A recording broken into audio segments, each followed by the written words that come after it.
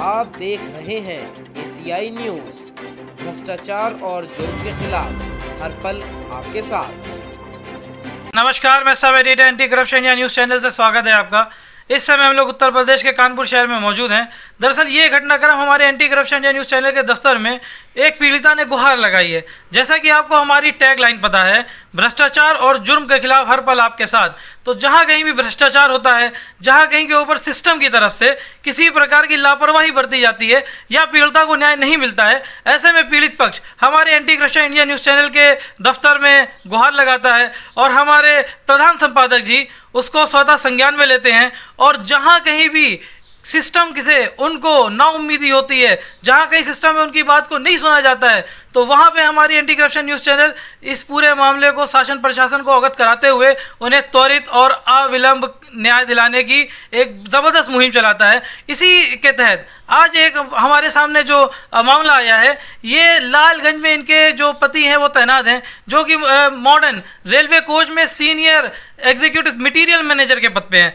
और इनका सीधे सीधे आरोप है कि जहां एक और उन्होंने आय से अधिक संपत्ति अर्ज की है, वहीं दूसरी तरफ इनको इतना ज़्यादा मानसिक रूप से प्रताड़ित किया है। इनके 2 बेटे हैं, उनको भी उन्होंने अपनी चल अचल संपत्ति से बेदखल कर दिया है। और साथ ही हम आपके जिस महिला से मिलाना जा रहे हैं, वो स्वयं देखा जाए तो आत्मनिर्भर रहे हैं और उन्होंने समाज में देखा जाए तो काफ़ी कल्याणकारी कार्यों को प्रोत्साहित किया है, लोगों को स्वयं न्याय दिलाया है। और साथ ही ये एक NGO संस्था गुलाबी संगठन से जुड़ी रही हैं और इन्होंने न जाने कितने लोगों को स्वयं जाके पीड़िताओं को न्याय दिलाया है। लेकिन आज जब बात इनके ऊपर स्वयं की आई है, तो निश्चित रूप से शासन प्रशासन का जो आज वर्तमान परिप्रेक्ष्य में जो एक नेक्सस चल रहा है, जो साठगांठ चल रही है, इसके सामने ये भी कहीं ना कहीं टूट गई हैं और इनको भी हमारे आपके सहारे की ज़रूरत है। तो आखिर हम बात करते हैं सीधे इन्हीं से, आखिर क्या है पूरा मामला, क्या है प्रकरण। जी मैम, आपका शुभ नाम?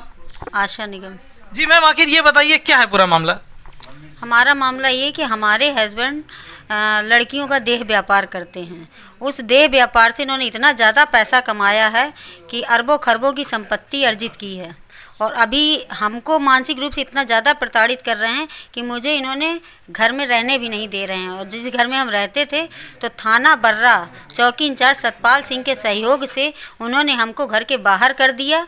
और वहाँ पे सतपाल चौकी इंचार्ज जो हैं, उन्होंने 25 लड़के असलहों सहित घर के अंदर कर दिया। और मैं पुलिस से गुहार लगाती रही कि सर इसमें असलहे हैं, बरामद कर लीजिए, अगर ये बात झूठी पाई जाए तो मुझे जेल भेजा जाए। लेकिन किसी ने उस घर की तलाशी नहीं ली। आज भी मैं दर दर न्याय के लिए भटक रही हूँ। मतलब आप सीधे सीधे इस बात का आरोप लगा रहे हैं कि स्थानीय पुलिस प्रशासन ने जो भी आपकी तरफ से शिकायत उठाई गई, जो मामला उठाया गया, उसमें क्या आरोपी पक्ष यानी कि आपके सीधे पति के पक्ष का ही समर्थन किया जा रहा है? क्या यह गंभीर आरोप आप जो स्थानीय पुलिस प्रशासन पे लगा रहे हैं, तो आपका ऐसा मानना है कि किसी प्रकार की साठगांठ हुई है आपस में? पूरा बर्रा थाना सेट हो चुका है। 4 मुकदमे हम महिला के ऊपर लिखे जा चुके हैं। हम महिला को बेघर कर दिया गया है। हम दर दर भटक रहे हैं, कहीं किसी के घर में रहते हैं, कहीं किसी के घर में रहते हैं। और हमारी एक भी एप्लीकेशन में कोई कार्रवाई नहीं होती है। हमारे साथ बदतमीजी की सत्यपाल चौकी इंचार्ज ने, चौहान ने, हमारे हस्बैंड ने। तो ये कहीं ना कहीं बर्रा थाने से मिल कर के की गई। हमारे घर के ताले टूट रहे थे। हमने 100 नंबर फ़ोन किया, पुलिस आई। उससे पहले सत्यपाल चौकी इंचार्ज पहुंचते हैं, मेरा मोबाइल छीनते हैं और मुझे बर्रा थाने में बैठाते हैं। इस बात का सबूत है बर्रा थाने का CC कैमरा। मुझे प्रशासन से एक गुहार लगानी है कि मुझे प्रशासन ये बताए कि किस जुर्म में मुझको मेरा मोबाइल छीन के मुझे बर्रा थाने बैठाया गया। क्या जुर्म मैंने कर दिया था?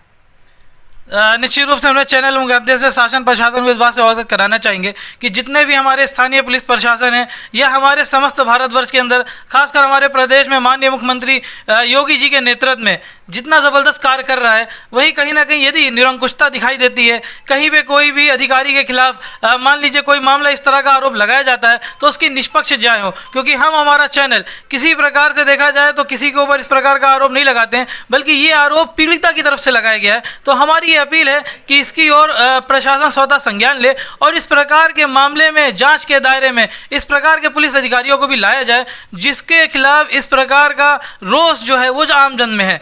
मैं आपसे ये भी बोलना चाहेंगे, ये कि पूछना चाहेंगे कि आखिर ये जो पूरा मामला घटनाक्रम रहा है इसको लेके आपने कहीं प्रार्थना पत्र दिया है और आपने इससे पहले भी देखा जाए पूर्व में क्या किसी प्रकार की FIR वगैरह भी इससे संबंधित? मेरी एप्लीकेशन मैंने DIG यहाँ प्रीतिंदर सर थे, IG मोहित अग्रवाल सर के पास गई, मैं ADJ भास्कर सर के पास मैं गई, मेरा कहीं कोई सुनवाई नहीं है। सारी एप्लीकेशन आती हैं बर्रा थाना और बर्रा थाना में मेरे निगेटिव रिपोर्ट लगा के भेज दी जाती है, कहीं कोई सुनवाई नहीं है। आज भी मैं दर दर भटक रही हूँ।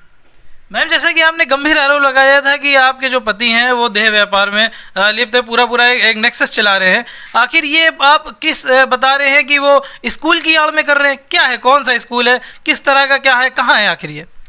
मनोहर लाल निगम पब्लिक स्कूल बर्रा में D सेक्टर में जो बर्रा थाने की रोड है वहाँ पे है। उसमें कहीं ना कहीं स्थानीय पुलिस शामिल है। इस वजह से ये देह व्यापार की मैंने कई बार एप्लीकेशन दी, अभी तक कोई कार्रवाई नहीं हुई है, जिसके प्रूफ भी मेरे पास है। मैं प्रूफ भी देती हूँ अधिकारियों को कि सर यहाँ पे असलहे रहते हैं, यहाँ पे ये लड़कियों का देह व्यापार करते हैं। रेलवे में भी मैंने दिया, पर चूँकि मेरे हस्बैंड संजय निगम कहते हैं कि मैं लड़कियों को अपने ऑफिस में लड़कियों को मैं अधिकारियों तक पहुंचाता हूं, मेरे खिलाफ कोई कार्रवाई तुम नहीं करा पाओगी। मैम, काफ़ी गंभीर आरोप आप लगा रहे हैं, साबित कर पाएंगे? बिल्कुल, हमारे पास वीडियो हैं, ऑडियो हैं और कंप्रोमाइज़ का लेटर है हमारे पास। और वो लड़कियां आपको सामने से नहीं बता पाएंगी लेकिन पीठ पीछे बता पाएंगी, वो बताएंगी, लड़कियां सामने आएंगी। जैसे कि आप बता रहे हैं इस प्रकार से कुछ नाबालिग लड़कियों का शोषण होता रहा है, तो क्या कोई इस प्रकार से लड़की आपके समक्ष आई है या शासन प्रशासन के सामने इस प्रकार से उन्होंने उजागर किया हो कि उनके खिलाफ उनके साथ शोषण हो रहा है? एक लड़की ज़रूर हमारे समक्ष आई है, उसने मुझे अपने ऑडियो भी सारे दिए हैं।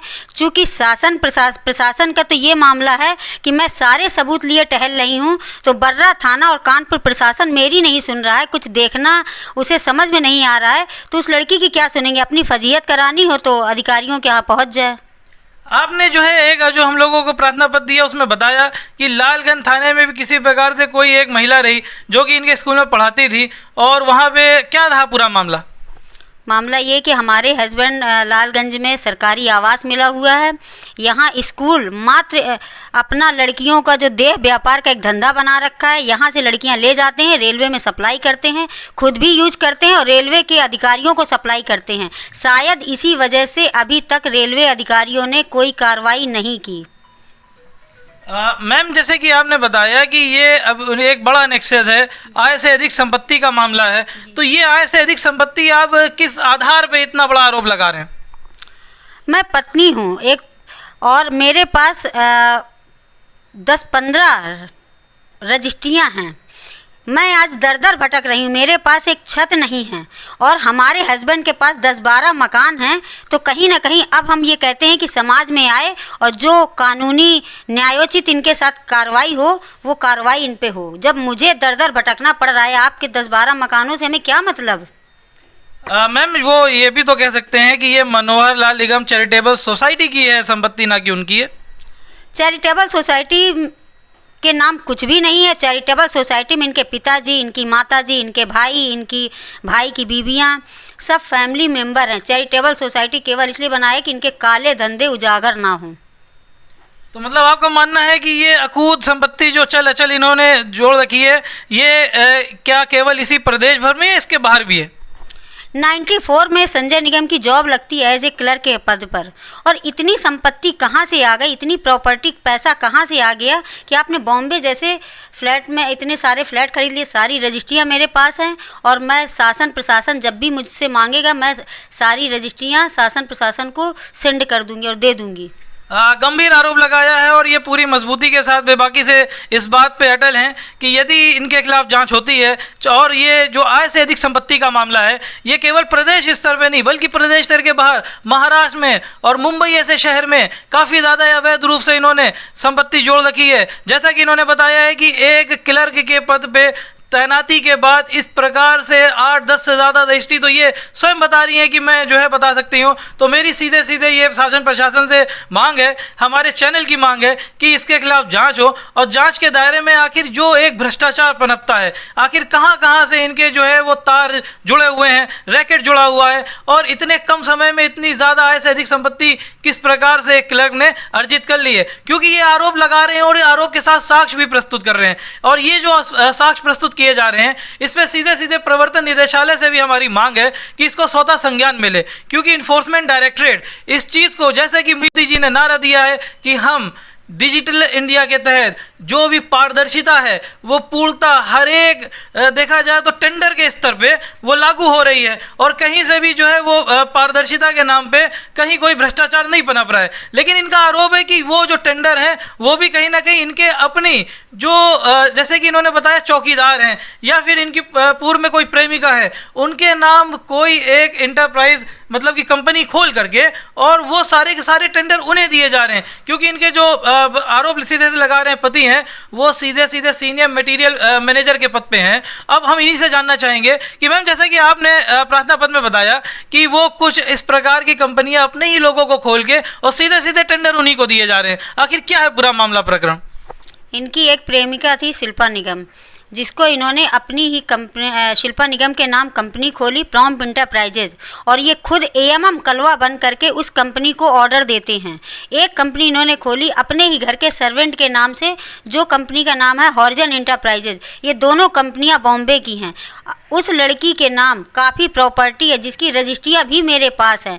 2013 में वो लड़की शादी करती है और 2006 में वो मिसेज शिल्पा निगम लिखती है। हमारी ये मांग है कि ये जांच की जाए कि ये 2006 में संजय निगम की मिसेज थी, और आप सरकारी पद में रहते हुए एक पत्नी के रहते 2 शादी नहीं कर सकते। हम अपने चैनल के माध्यम से निश्चित रूप से इस बात को क्लियर करना चाहते हैं कि ये आरोप हमारे चैनल की तरफ से बिल्कुल नहीं लगाया जा रहा है, बल्कि ये सीधे सीधे इनकी धर्मपत्नी की तरफ से लगाया जा रहा है। और ये जांच के दायरे में आता है कि आखिर किस प्रकार से कुछ कंपनियां एक चौकीदार के नाम पे और एक अपनी पूर्व में, जैसे कि इन्होंने आरोप लगाया है प्रेमिका के नाम पे होराइजन इंटरप्राइजेज और इसी तरह प्रॉम्प्ट इंटरप्राइजेज, और उनको सीधे सीधे अगर ठेके दिए जा रहे हैं तो ये जाँच के दायरे के अंतर्गत निश्चित रूप से लाजमी है आना, ताकि पता चले इस प्रकार का नेक्सस यदि अंदर तक है तो कहाँ तक इसकी जड़ें हैं और कौन कौन लोग इसमें शामिल हैं। क्योंकि इस प्रकार से अगर अकूत चल अचल संपत्ति को उन्होंने अर्जन किया है तो निश्चित रूप से ये केवल एक व्यक्ति का काम नहीं होगा, बल्कि इसके पीछे पूरा एक नेक्सस होगा। हम इन्हीं से सीधे जानते हैं कि मैम, जैसे कि आपने बताया कि आप इस पूरे घटनाक्रम को जैसे कि बता रहे हैं, आपके जैसे बेटे हैं उनके खिलाफ भी किसी प्रकार की मारपीट का आरोप लगाया गया है, आखिर वो क्या मामला है? हमारे बच्चे 11 साल का था, तब हमारे बच्चे जा रहे थे घर से सामान लेने, तो हमारे हस्बैंड ने मेरे बच्चों को पकड़ के अंदर कर लिया, और ये जानते हुए कि मैं बर्रा थाना सेट कर लेता हूँ, बर्रा थाना बहुत जल्दी बिक जाता है, और मेरे बच्चे को अंदर कर लिया। बच्चे को नहीं निकाला, बहुत ज़्यादा जब फोर्स आई तब उन्होंने बच्चे को निकाला, और पिता 11 साल के बच्चे पे मुकदमा लिखाता है कि ये मेरे घर में आ करके लूटपाट किया, सबको मारा पीटा। अब इस समाज के लोग बताएं कि 11 साल का बच्चा क्या 5-6 आदमियों को मार सकता है? हम देख रहे हैं कि किस प्रकार से इनके साथ इनके बेटे हैं, सीधे इन्हीं से इससे संबंधित वर्डिक्ट लेते हुए। जी, आपका शुभ नाम? आशुतोष निगम। तो ये बताइए, आपके ऊपर इतना गंभीर आरोप लगाया है कि आपने मारपीट करी है और वो भी आपके पिता की तरफ से? जी नहीं, मैं बिल्कुल उस टाइम छोटा बच्चा था, मेरी उम्र बहुत कम थी, मैं 4-5 लोगों को कैसे मार सकता हूँ, मैं बहुत छोटा बच्चा था उस टाइम। तो आपको क्या लगता है पिताजी ने इस प्रकार का जो आरोप लगाया केवल आपको जो है वो संपत्ति से बेदखल करने के लिए? जी बिल्कुल, क्योंकि वो गलत कार्य करते हैं, और मैं जैसे आपने कहा कि मैं जब छोटा था तब जब मैं आज बड़ा हूँ तब मैं उनके साथ कुछ नहीं कर पाता हूँ। मुझे रास्ते में मिलते हैं, मेरे साथ गाली गलौज करते हैं, मुझको रास्ते में मारते पीटते हैं, तो जब मैं छोटा बच्चा था तब मैं उनके साथ कैसे मारपीट कर सकता? आप किस क्लास में हैं? इस टाइम मैं ग्रेजुएशन कर रहा हूँ। आप ग्रेजुएशन में हैं, और आप ये जो घटनाक्रम बता रहे हैं आपके ऊपर मारपीट वाला, ये किस सन में रहा? 2011 में। आप सोच सकते हैं कि ये बालक अभी ग्रेजुएशन में है और 2011 की स्थिति से आप समझ रहे होंगे किस प्रकार की मनोदशा और मानसिक स्थिति से ये गुजर रहे होंगे कि इस प्रकार का गंभीर आरोप केवल और केवल अपनी देखा जाए भोग विलासितापूर्ण जीवन को पूरी तरह से अपनाते हुए और जो एक संस्कार देखा जाए तो माता पिता के द्वारा वो जो है ट्रांसफ़र किए जाते हैं अपनी जनरेशन में, और इस प्रकार से यदि कोई मानसिक रूप से उन्हें प्रताड़ना मिलेगी तो आखिर किस प्रकार से स्वतंत्र रूप से इनका मानसिक विकास हो पाएगा। यहाँ पे इनके एक दूसरे बालक के चीते उनसे भी बात करते हुए, जी आपका शुभ नाम? आनंद निगम। जी ये बताइए आनंद जी, आखिर इस प्रकार के जो मारपीट का आरोप लगा है तो उसमें क्या रहा पूरा मामला, कि आपके ऊपर मारपीट का आरोप लगा या आपके साथ मारपीट हुई थी? आरोप क्या लगेगा, ये खुद मारपीट करते हैं और हम लोग जब भी रास्ते में मिलते हैं धमकी देते हैं कि तुम्हारी माँ के साथ रेप करवा दूंगा और गोली मरवा दूंगा। तुम्हारे मामा लोगों को ऐसे धमकी देते हैं, मारपीट भी करते हैं और धमकी देते हैं कि मैं पुलिस में बंद करवा दूंगा पैसे देकर। आपके पिता के द्वारा इस तरह के शब्दों का प्रयोग किया जाता है या उनके अलावा और भी लोग इस प्रकार से आपके साथ बातें करते हैं? जी हाँ, पिताजी करते हैं और चाचा जी करते हैं और उन्हीं के कुछ रिलेशनशिप में है। कोई रणधीर सिंह चौहान करके हैं, उनके फ्रेंड्स हैं, वो भी बोलते हैं। तो निश्चित रूप से ये काफ़ी एक हृदय विदारक घटना हमारे सामने आई है कि इस प्रकार से ये जो उम्र होती है ये बच्चों के स्वतंत्र विकास की होती है, और ऐसे में कि किसी प्रकार के मानसिक उत्पीड़न से ये गुजर रहे हैं, और ख़ासकर जबकि सीधा सीधा इनका आरोप इस बात को लेकर है कि एक और जहां इनके पिता के द्वारा एक जो है वो पूरा विलासितापूर्ण जीवन जिया जा रहा है, और उसमें सीधा सीधा आरोप लगाया जा रहा है कि किस प्रकार से वो यौन शोषण भी कर रहे हैं, खासकर उन लोगों का जो कि उनके साथ जुड़ी हैं महिलाएं। और जैसा कि ये आरोप लगा रहे हैं, इनके पास सबूत भी हैं, ये उसके साक्ष्य को प्रस्तुत करना चाह रहे हैं। तो हम चाहेंगे कि आप हमारे कैमरामैन को क्या इस प्रकार की कुछ आपके पास ऑडियो क्लिप है या वीडियो क्लिप है या किसी प्रकार की कोई यदि सबूत लगता है तो हम चाहेंगे कि आप हमारे इस चैनल के माध्यम से वो शासन प्रशासन को इससे अवगत कराएं, और इस प्रकार की जांच के दायरे में हम चाहेंगे कि आप सबूत भी दें, क्योंकि यदि देखिए आरोप लगाना एक अलग चीज़ है, लेकिन यदि आप बेबाकी से इस बात पे पूरी तरह अटले कि नहीं ये जो आरोप लगाए जा रहे हैं ये पूर्णतः सही है, तो आखिर इसका आधार क्या है? आधार ये है कि ये जो मनोहर लाल निगम चैरिटेबल सोसाइटी खोल रखा है उस पे एक इन्होंने मनोहर लाल निगम पब्लिक स्कूल डाल रखा है, वो केवल अपनी अय्यासी का अड्डा बना रखा है, जिसका ये प्रूफ है कि ये सारी लड़कियां सब ये लगभग 17 से लेकर के 20 साल के उम्र की हैं, और ये इनमें से हमने 2 लड़कियों को पकड़ा भी है। उन 2 लड़कियों में जब लालगंज थाने में मैंने इनको बंद कराया तो इन्होंने रोने गाने लगे, और कुछ पारिवारिक दबाव कि अगर ये जेल चले जाएंगे तो इनकी नौकरी चली जाएगी, तो इन्होंने रो गा करके ये कंप्रोमाइज़ कराया। उसके बाद से तो इनका जो लड़कियों का शोषण है और जो पैसे का इनका, बल्कि अब रेलवे को बहुत ज़्यादा खुल के आ गए हैं। अब ये रेलवे को भी चाहे पैसा से सिस्टम बनाते हों चाहे लड़कियां भेज के सिस्टम बनाते हों, लेकिन अब रेलवे भी कोई कदम नहीं उठा रही है कि उनका एक कर्मचारी इतनी बुरी तरह से काम कर रहा है और अपनी पत्नी और अपने बच्चों को उसने बेघर कर दिया, पर अभी तक रेलवे की तरफ से कोई कार्रवाई नहीं हुई है। आपने जैसा कि बताया कि आपके पास इस प्रकार के साक्ष्य हैं, तो क्या ये लेके आप किसी प्रकार से स्थानीय पुलिस प्रशासन के पास गए और इन तमाम सबूतों को आपने संबंधित अधिकारी के समक्ष रखा? जी, मैंने एसपी साउथ दीपक भूकर सर से मैं मिली और उनको मैंने सारे वीडियो ऑडियो सारी एप्लीकेशनें दिखाई।